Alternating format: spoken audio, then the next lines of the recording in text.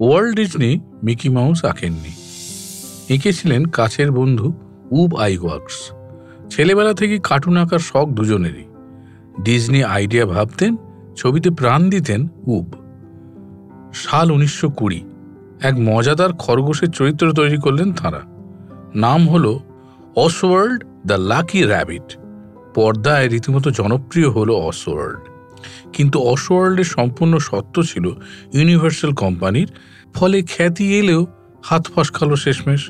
শোনা যায় জীবনের প্রথম কার্টুন চরিত্রটি হারিয়ে হতাশ ডিজনি একদিন ট্রেনে চড়ে যাচ্ছিলেন। খাতায় আঁকিবুকি কাটার সময় হঠাৎই এঁকে ফেললেন এক গোলমুখো ইঁদুর, আর অমনি মাথায় খেলে গেল নতুন কার্টুন চরিত্রের ভাবনা। ডিজনি ইঁদুরটির নাম দেন মর্টিমার মাউস।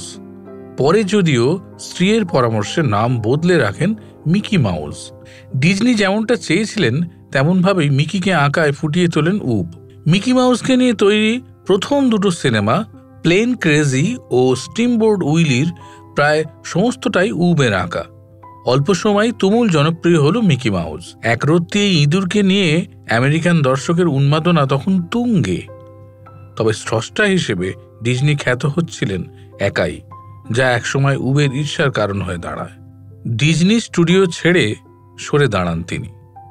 কে জানে, হয়তো একসঙ্গে কাজ চালিয়ে গেলে পরবর্তীকালে তাঁদের হাতে আরও কিছু কালজয়ী চরিত্রের জন্ম হতো।